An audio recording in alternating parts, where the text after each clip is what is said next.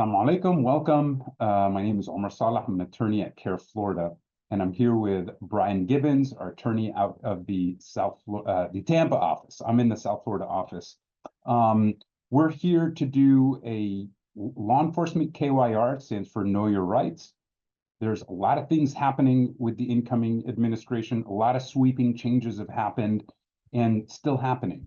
We're not here to discuss all of it, but we're really here to focus on specifically law enforcement interactions.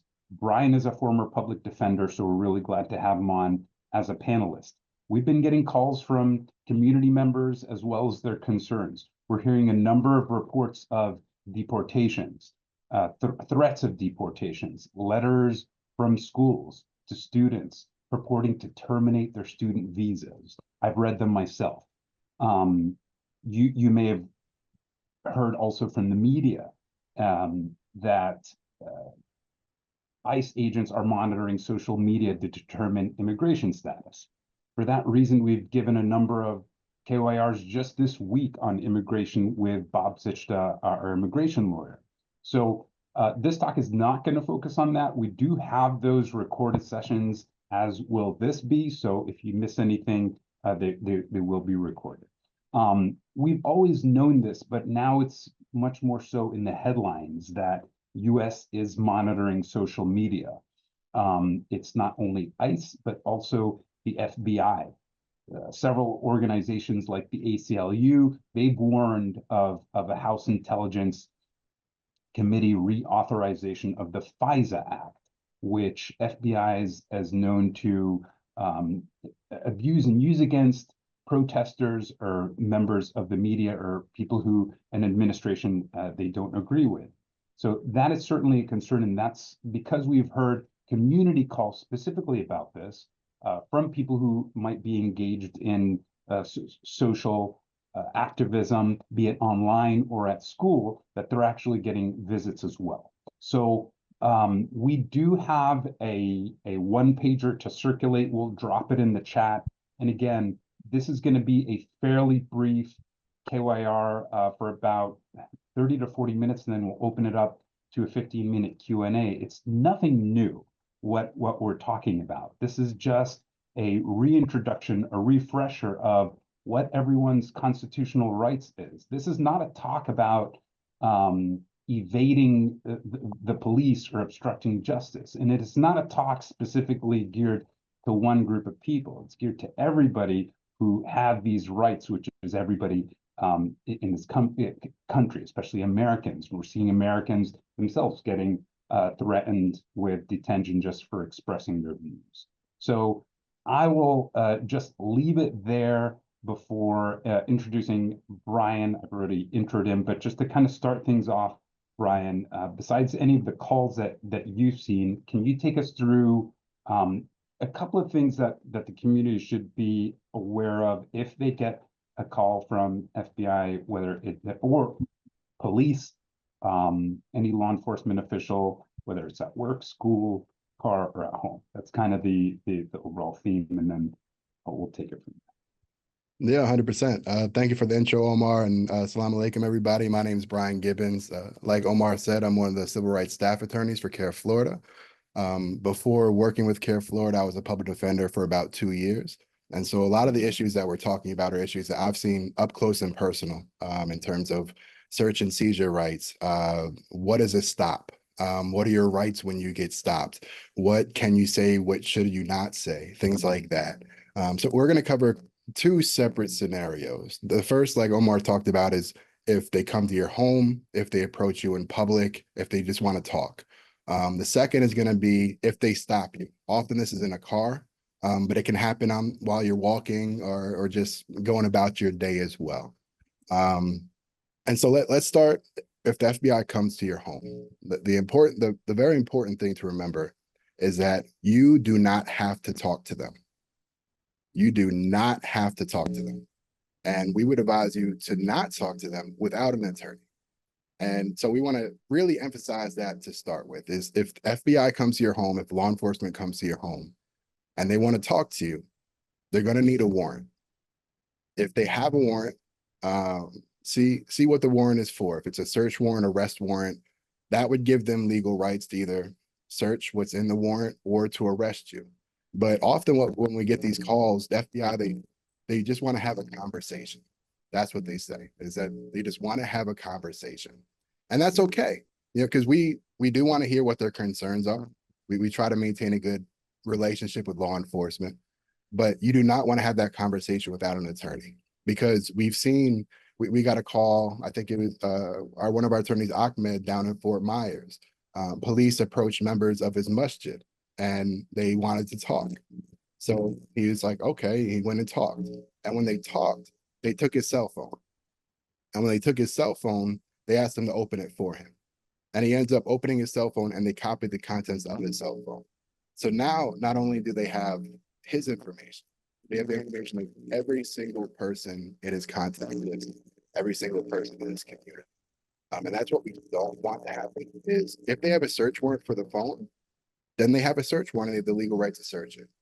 But without that, we want to make sure that these rights are not getting violated. So if the FBI comes to your door, the first thing you should do after asking them what their purpose is, if they have any warrants, is to call CAIR. We will be your attorney situation, because what you're going to want to do when they come to your door is ask for the name, ask for a card, and then let them know your attorney will be in touch. And Omar's handled a bunch of calls like this previously.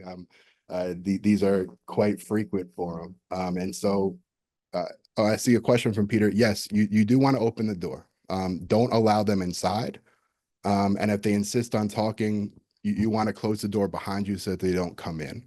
And the reason why we say this is because there's a plain view exception to a search requirement. And so if they come in your home and they see something that they think is out of place or potentially illegal, you know, even though this is a state with strong Second Amendment protections, they see a firearm, something like that, that could trigger to allow them to perform a more thorough search. And that's what we don't want, is to give them that opportunity to do so. I see another question. Should you ask for a contact card? 100%. That's one of the things you're going to want to do every single time, is ask for their name, ask for a contact card, and let them know you would be happy to talk to them. Okay. Apparently my audio is a little glitchy. I'm sorry to everybody. But you're good. No, I'll It's if it keeps having problems, let me know. I can maybe try turning my video off. But yeah, and so you want to ask for the contact card. And what you're going to do is let them know you're happy to talk to them with an attorney. And so once you have this interaction, you get this contact card, you get their name, call CAIR Florida. Omar, myself, Ahmed, our new attorney, Alina. Someone's asking for CAIR's number. We'll get that to you in a second. But yeah, you're going to want to call in and ask for our help, because we will be there with you, whether it's on the phone, if we have to drive up to Jacksonville, we will be there to talk to the FBI with you. And so if they come to your home, always remember, one, you're not going to talk to them without your attorney. If they have a warrant, either a search warrant or arrest warrant, do not interfere with their investigation. Allow them to perform the search as outlined in the warrant, or if you're getting arrested, do not resist. Go along with the arrest. And then as soon as you can, call an attorney, because we will be there to help mitigate, try to figure out what's happening and why this, and how we can help solve the issue. But to start with, we want to make sure that you have the right to remain silent. And that's going to be really key in these interactions with law enforcement when they come to your door. I was just going to add on a point to that when you said, because I dealt with these, and it's true. A lot of people say, well, I really have nothing to hide, and I just to tell the truth, and that's true. You never ever want to lie to an agent, but in speaking with them, even if you are telling the truth, inadvertently mixing up details about things could leave you open to perjury before a law enforcement official. And even if you don't mean to do it, it could open you up to some trouble. And people say, well, if I'm not speaking, does it make me seem more suspicious? It doesn't, and it shouldn't. It's just you exercising your constitutional right. And that's what I tell a lot of the people, is that this is not it's not a Muslim thing or a specific religious exemption. It's a constitutional right. Just to keep that in mind, and it is on our one pager. Yeah, 100%. And like Omar was saying, the state cannot use your refusal to talk against you as a piece of evidence.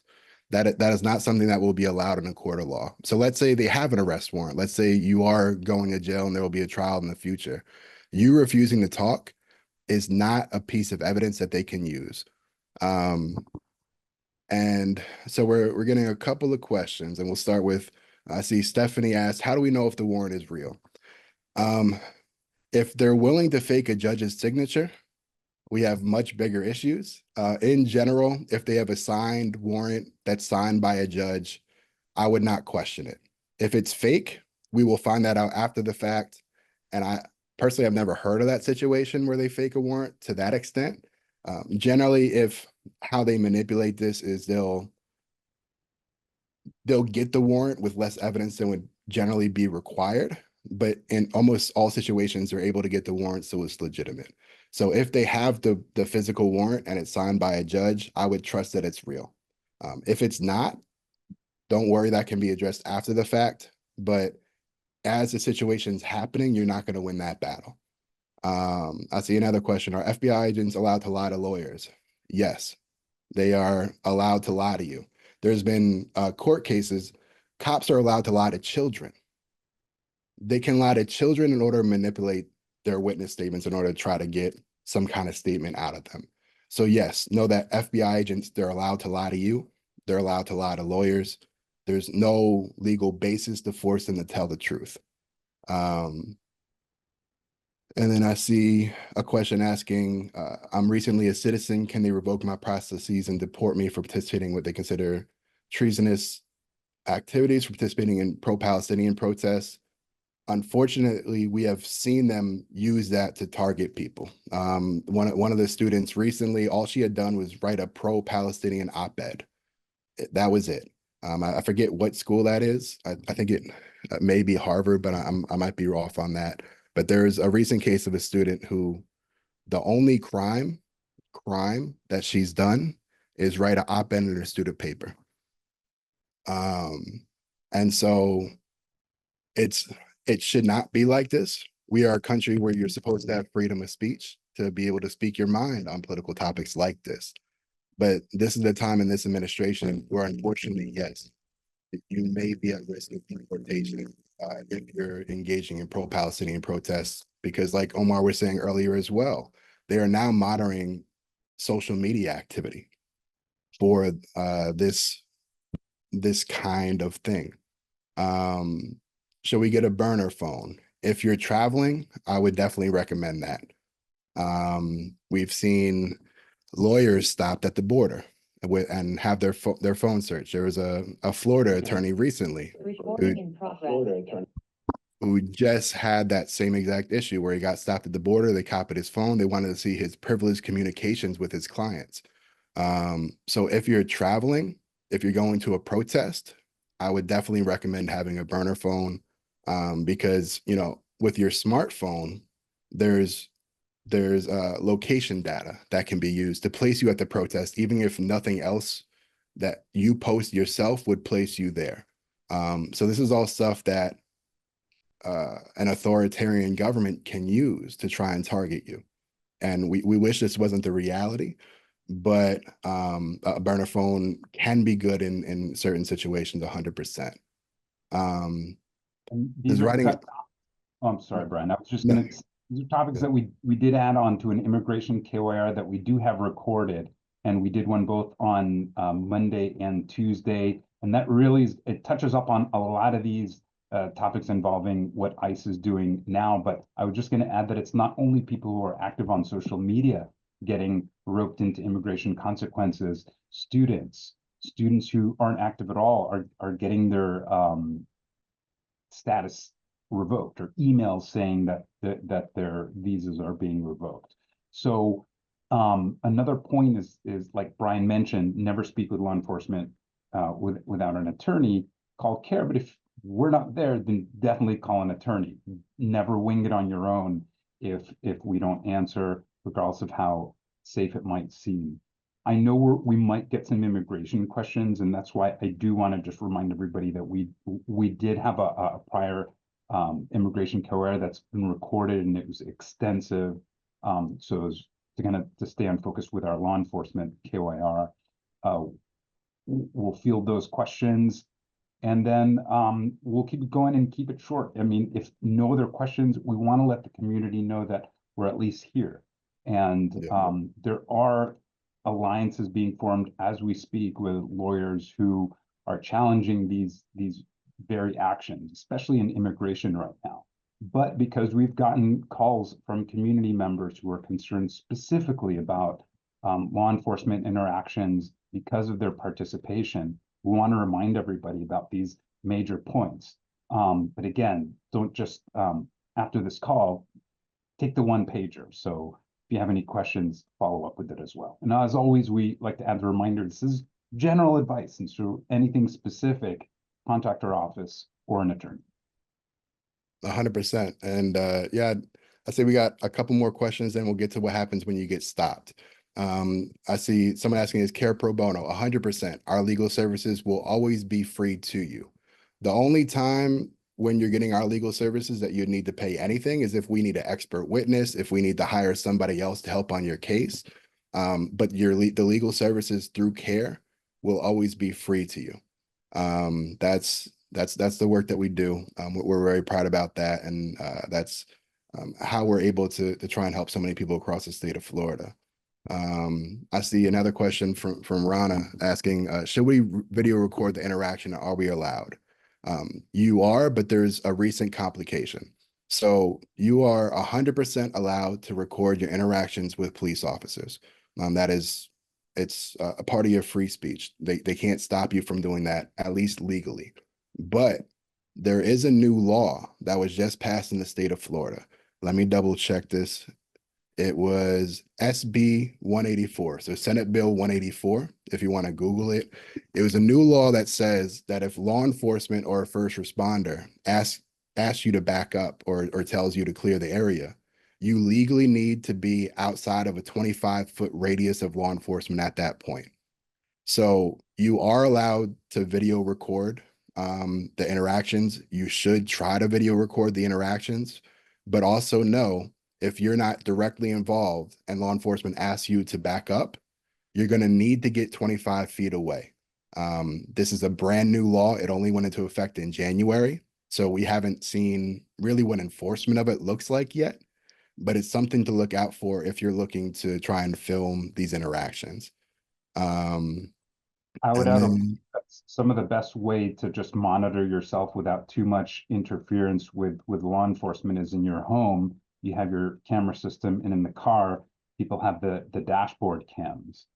Those are two ways to stay without really having to pull your phone out. There's a good question from a public university professor. What can I do to protect students without violating the limits on public employee guidelines? It's a good question. I just want to just start that by saying that we're working with several orgs such as FIRE, Foundation for Individual Rights and Expression, that work a lot with these types of cases. And what you really need to do is keep them informed and empowered, and without violating the limits on your public employee guidelines. As a public employee, you do have wider range of free speech protections, but if it's within your official capacity, you don't. It's more in your personal capacity that you do. So you want to be careful if you're doing things in your capacity as a professor. And if that didn't answer, you can follow up. But I just reading that wanted to take some load off of Brian. yeah, no, of course. And I would add on to that, if you have a staff union, if you have a faculty union, if you have a faculty senate, things, these kind of groups that are part of the university administration, or at least that you could talk to university administration, you can use those avenues to advocate for your students as well. But like Omar was saying, that divide between personal and professional time is really important. And it's something that you're going to need to be careful of when advocating for these types of issues as a university professor. Just one or two more questions, then we'll move on to the next to stops. I see if you're a U.S. citizen involved in pro-Palestinian events, Are they able to legally go against you and deport a U.S. citizen? Legally, no. Legally, they cannot deport a U.S. citizen. There's nowhere to deport you to. You're from here. You're a U.S. citizen. But what's been so troubling about the recent court cases is that there has been no due process. And so I saw a question asked about, why they arrest this U.S. citizen. Why did ICE arrest this U.S. citizen in Florida? It's because there's a lack of due process. And so without due process, there's no way to prove you're a citizen. And so can they legally deport you? Can they legally deport a U.S. citizen for pro-Palestinian posts? No. But the concern with a lot of these recent cases has been they're heading down a path where they're just going to do it anyway. And so that's why it's been so important to see the court standing up to the Trump administration. There's been some recent decisions that have been very strong against the Trump administration. They're looking into potential contempt charges as well against the Trump administration. So this is all stuff that is very rapidly evolving. But can they legally do it? No. Does that mean that they won't do it? We're hoping no, but it's trending in a troubling direction. If can you deny giving ICE or police your passwords to your cell phone? My answer to that is yes. You can deny giving the passwords. Yeah. And unless you're at the border, also your phone. But if you're at the border, you do need to submit your phone, just not your password. No. Yeah, that using the password on the phone is considered a search. When I was in law school, the way we kind of learned about the law around phone passwords is it's like you have a locked suitcase or a locked briefcase. They can take that briefcase into evidence. They can hold it for a reasonable amount of time in order to conduct an investigation. But in order to get inside that suitcase, in order to get inside your cell phone, they're going to need a warrant. And if they can't get that warrant, then they do not have the right to search your cell phone and go through it. The downside is, like we were talking about, they will take your phone into evidence, and you may be without your phone for weeks. It's potentially that could be months. And it's not a pleasant situation, but them going through your phone and having all your information is worse than going without your phone for a while. So just know that you have the right to deny that search because they need a warrant to go through your cell phone. They need a warrant. And so we're gonna move on real quick just to talk about what happens if you get stopped and you're out in public, you get stopped, whether you're walking or driving your car. Then we'll get back to questions as well. And so this was a situation I dealt with a lot as a public defender. I filed multiple motions to suppress a stop due to different reasons. And so it's really important to understand your rights when you get stopped, whether you're in a car or you're walking. In order for a police officer to stop you, they need to have what's called reasonable suspicion. This is an incredibly low bar. I don't think I've ever seen reasonable suspicion successfully challenged in the court of law, because essentially what it means is that the officer has something more than a hunch, some type of articulable fact that they can say that leads them to reasonably believe that there may be a crime committed. So basically it's a little more than a hunch, but it's not much more than a hunch. And there's so many little infractions that they can use as the basis for this. For example, it is a crime in the state of Florida when you make a right turn to not turn into the right lane. If you make a right turn and you turn into the middle lane, if you turn into the left lane, that is a reason to pull you over lawfully. If you change lanes and you don't signal, that is a reason for an officer to pull you over lawfully. If they feel like you're swerving a little bit in your lane, that can be reasonable suspicion for them to pull you over and do a welfare check. So it's really easy for them to find this reasonable suspicion. And once they have you stopped, that starts what we call a detention. And so when the officer stops you, you're going to want to know, why were you stopped? What's going on? How can you help? And they'll often tell you, they'll start the investigation. Where this gets complicated is we recently got a phone call a couple of weeks ago from a man who was stopped by Florida Highway Patrol for an equipment inspection of his vehicle. He's a truck driver. They didn't perform an equipment inspection. If they did, it was very quick. They used it to check his immigration documents. And so that's where this is getting complicated, is that local law enforcement is now using their powers to perform immigration investigations. But that's why it's so important to know what your rights are when you get stopped.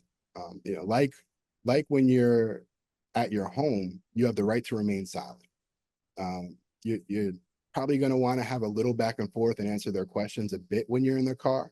You know, they're going to ask you, where are you going? Where are you coming from? They're doing that to make sure you have a coherent story, to make sure you have location, place, and time, that you know where you are, why you're there, where you're going.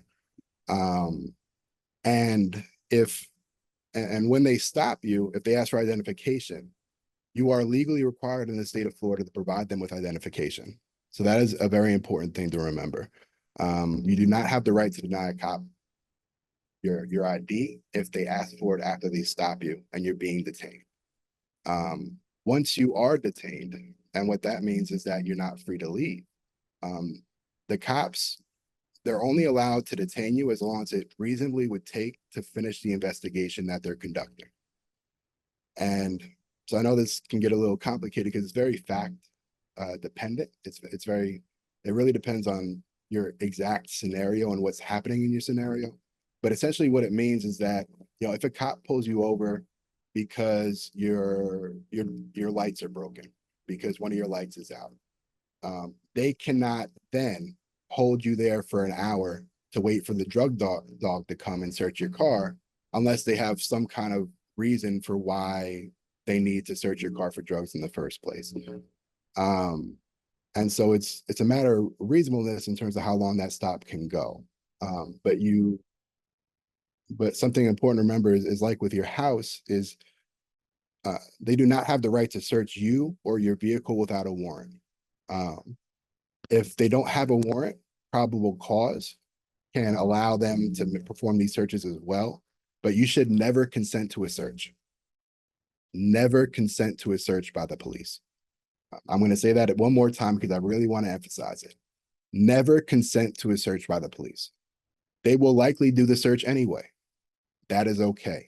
You can fight that after the fact. But if you're like, oh, I'll just consent because they're going to do it anyway, now you have no defense after the fact to try and argue that the search was illegal because you consented. There's some technical arguments you can use to argue it, but we're not going to get that deep into the case law here. In general, once you consent to the search, that search is now considered legal. So you should know that you always have the right to refuse a search. And so when you're getting stopped like this, you know, you get stopped, they detain you, they may ask to search you. At this point, their action should likely be over. You'll either be going along your way or they'll be arresting you. And you, like Hamid just said, you want to tell them directly, I do not consent to a search. Say it, make sure it gets on the body cam, make sure if you're recording that it gets heard. But it's really important that they're not allowed to search you. And the kind of final key thing to remember is that the cops, the cops here, even when they violate your rights, you can only enforce that after the fact. And so you never want to fight the cops as you're at the stop. If you start yelling at them, it's only going to escalate the situation.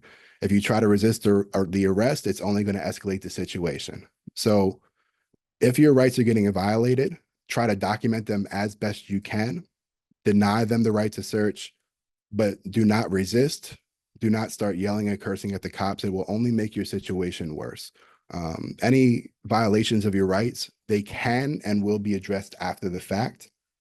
But if you start resisting arrest, we may be able to get the original charge thrown out, but now you have a resisting arrest charge that we're not going to be able to beat.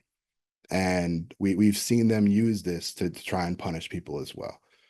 So remember, if you get stopped, you have the right to remain silent. You're going to have to show them your ID if they ask for it. Never consent to a search, and make sure to document as best as you can, because any violations of your rights we're going to have to address afterwards. And so I'm Go ahead. sorry. No, no, good. I was going to start going to questions, so go ahead, Omar. And one person says here, and that was just the only point that I was gonna, and your key point is cooperation is key, because a question here said, if you're detained on campus, attorney isn't picking up, what should you do? Well, don't speak, but also don't panic. And that is, you still have to cooperate and keep your calm and don't speak. But there was a question that we didn't miss, but just maybe in the line that says, I constantly repost a lot of Palestine videos in my socials and support Palestine. If my phone gets checked and I see all my posts and my videos about Palestine, how much trouble would I be in? It really depends. I mean, what the context is, because we get calls of people being fired at work, students being reprimanded at school, and now we're seeing, government take action. So it depends which one of these are you in. It should not be an issue from the government. That is viewpoint discrimination. It's illegal. That is when the government chooses a particular perspective or opinion for treatment that's unlike another perspective or opinion. That's a violation of the First Amendment. Is viewpoint discrimination. But in the private sector, for your job, political speech not protected, and being very active in social media could get you fired without a possible remedy in court or legal remedy, unless there's some other cause of action of discrimination. Also some good comments too. I agree that you need to make clear that you don't consent to the search. And Noor says, you want to take this next one, Brian? Yeah, yeah, and yeah, also just to highlight what Syed was saying additionally, like, yeah, remember to read the warrant, because the warrant will specify what they're allowed to search for and the parameters of that search. And like he was saying, if it's an arrest warrant, you want to go outside and have them perform the arrest in front of your house, because then they can use the plain view doctrine to try and look in your home when you're investigating. And so, yeah, if a cop asks for your ID, you are required by law to give it, assuming that they have reasonable suspicion to begin this law enforcement interaction. Again, I've never seen reasonable suspicion successfully challenged in court. So in general, you should assume that the stop will hold up. But if they ask for it during the course of investigation, you are required by law to show them your ID. If you do not have your ID, I would show them any form of identification you may have. Let them know, like, you don't have your driver's license on you. Here's my student ID. Even something like, all I have is my debit card, just so you can see my name. I will get you my driver's license later. I just don't have it on me. But if you don't have that, if you don't have any other options, I would not remain silent at that point. I would try to explain to them I don't have this information right now to give to you. I can call somebody to get it. I can get it to you at a later date. But this also goes along with a piece of advice we started to give to some people of it might be a good idea to have a screenshot of your passport on your phone in order to prove that you're a US citizen. This can help mitigate those concerns as well, because then you always have some form of ID you can reference pretty easily on your phone to show them. But this is advice that we've been starting to give because of the stops by law enforcement looking into immigration enforcement, is that it can be a good idea to have a screenshot of your passport on your phone, just to be able to prove that you're a US citizen. That's as bizarre as it sounds. Yes, we're telling people that, even U.S. citizens, that they should probably carry their passport. The question from Muhammad is that he's a physician. I have sensitive patient information on my phone. Can I refuse them access because of HIPAA? And yes, not just because of HIPAA, because you have the constitutional right to do it. Anybody has that right. But you could also, state, especially if there's recording, that you are a doctor and there's sensitive information, and for that reason, you don't consent. But you don't even have to do that. You just don't even have to provide that password information. Why is it a problem to give consent to search if I don't have anything suspicious? Should I not make it even more suspicious if I don't let them search? Brian, you want to take that one? Yeah. Well, there's a couple different reasons why. It won't make you look more suspicious if you don't let them search. I mean, to the individual cop, it may, but I can tell you it has absolutely no bearing in a court of law. because you're just enforcing your rights. And so that's not a fact that will be allowed to be used against you in a trial. And the reason why we don't want them to search you, even if you're innocent, is there's a couple different reasons. The first is because we want to make sure people's rights are being enforced. And if everybody who is innocent, always allowed the cops to search, then they would start to look at it a lot more suspiciously of the people who wouldn't allow the searches. The second is because you may have stuff in your car that you don't realize is there that's illegal.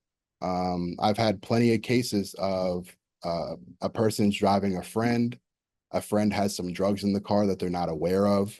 They get stopped and they all get arrested for the drugs. I've seen this with guns too. If you ever have people in your car, you may think that you know everything that's in your car, but there may be something there illegal that you didn't place there that now they're going to find through the search and arrest you for it. And then the final reason as well is because, unfortunately, we've seen throughout this country's history that cops are not above planting evidence. And so if the cop does not have a right to search your vehicle, I do not want them to search the vehicle, because I do not trust that they're not going to pretend that they found this little baggie of marijuana in the trunk or something like that. Is that common? No. But have we seen that? Yes. And that's another reason why I would not allow them to search without a warrant. And so I see a question from Ali. Are they allowed to walk away with your phone? I do not hand over your phone to them when it's unlocked and you're showing them the photo. Because once they have it unlocked, they may take in the evidence at that point and start all their searches. But yeah, if you keep it in your hand, they can't just snatch it from you. If they do, you can look to suppress whatever comes from it. And if they're going to do that, then force them to violate your rights and snatch the phone away in that way. But I would not hand the phone over to them because of that exact concern. See a question from Lizette. How do we know who is a sitting judge? People don't. And, and again, I wouldn't get into arguing the technicalities of the warrant as if you see something before you that looks like it's signed before a judge. Then we can post examples, but that is kind of the general description of what the warrant looks like. And I wouldn't, if that happens and later on it wasn't properly signed, there are ways for defense counsel to address cases in that way. But arguing is not the best way to do it. Yeah, 100%, especially because if they're faking a warrant, that's a major felony that whoever is pretending to be this law enforcement officer is committing. So I would operate on the assumption that they're not going to fake the warrant. They may not have all that much evidence in order to get the warrant in the first place. The warrant may be able to be challenged. But if you see a signature from someone saying they're a judge, there's no reason to question that at that moment. If there's any issues with the warrant, those can all be addressed after the fact, but you're not going to win that argument at your door with the law enforcement officer. Tanvir wanted a question he asked earlier, and up here it says, I need to travel abroad and have a green card. I wrote multiple emails to Senator about Palestine matters, and they also replied, now I'm scared to travel. I mean, that could subject you to secondary inspection upon re-entry. I don't think you should be scared. I think you should just be aware of, what your rights are when you're traveling. U.S. citizens are going to have more expanded rights upon entering the country than if you're not. So I will, after this, if you want to send us an email and we will post it here, we can provide you with our previous KYR specific to that. And I do think it touches on that topic. And if it doesn't, just contact us. Yeah, and Tanvir, I see you want to travel abroad with a green card. I would definitely recommend contacting our office and getting in touch with Bob to talk that through.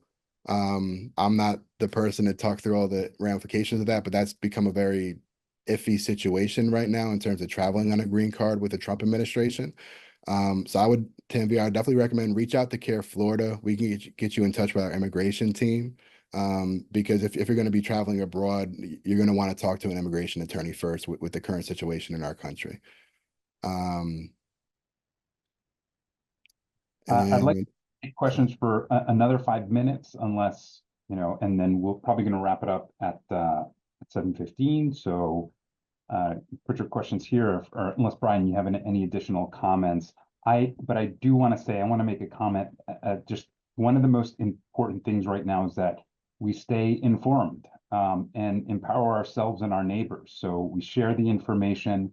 This is not a time to be scared. It's time to be aware of what our rights are. Again, this is not anything about obstructing justice or trying to hide truth or be evasive. No, it's a KYR on exercising rights. And I say this because you're hearing people, anybody who's giving KYRs now being attacked to say that they're teaching people how to avoid the law, and that's just not the case. We're all here to abide by it, but we also have rights, and we should be able to express those rights. Somebody says, what about Palestinian American advocates for Palestine renewing their passports? It shouldn't be an issue.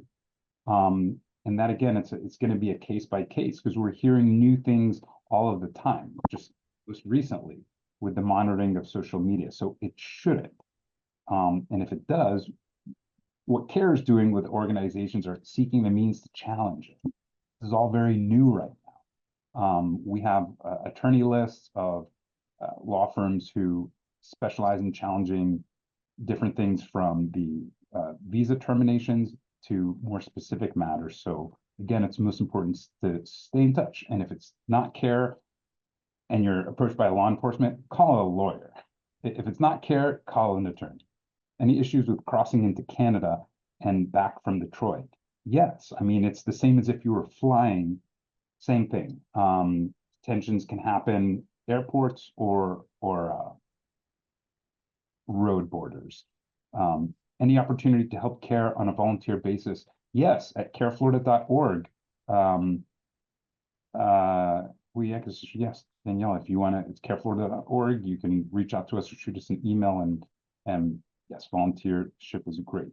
As part of the immigration team, legal team, we recommend right now, if you have a green card, not to travel outside of the US unless absolutely necessary. Yes, that's true. Unless absolutely necessary, you shouldn't. And if you are going to travel, still contact an attorney. And I know this is kind of delving into the immigration, but I want to say that point quick, is that it's important to stay in touch with the attorney too. You don't have a right to an attorney at the border, but you can still call one before and after. Thank you very much, Rima, for putting that. We put a 2-pager PDF if you want to take that. And then if we missed anything, take our contact right here. Call our office if you have any questions. Always a pleasure and honor hosting a panel with Brian, and always great to touch base with the community, but stay in touch. Brian, you want to close us out? Yeah, no, thank you everybody so much for coming out. It's a very scary time in our country. It's an unprecedented time. All we can do during this time is stand together, work together to enforce our rights. And so it's really great to see so many attendees come out, so many people interested in learning how they can enforce their rights, what their rights are. We really appreciate everybody coming out. Always remember, if you're having an issue, if you're having some kind of legal issue or just some kind of discrimination issue, CAIR is always here for you. If we can't take your case ourselves, we will help you find an attorney who can. So just know you always have a friend in CAIR. We will always be there to stand by you and support you. And we'll always be there to fight for you. And thank you everybody for coming out, and hope you have a great night, a great weekend.